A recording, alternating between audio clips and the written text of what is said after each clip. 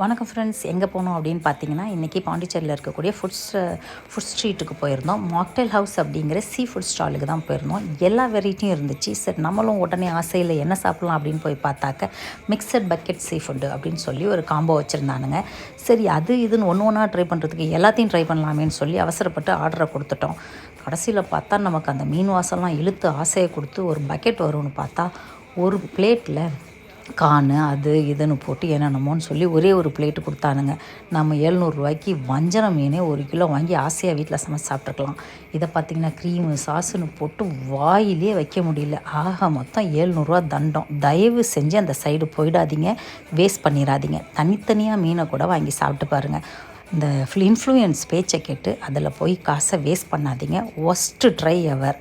இது utter waste. ஒரு பைசாவுக்கு புண்ணியம் இல்லை. 1 கிலோ மீனை வாங்கி வீட்டில் கூட சாப்பிட்லாம். ஏமாந்துடாதீங்க. தனித்தனியாக சாப்பிட்டு பாருங்கள். எனக்கு பிடிக்கல.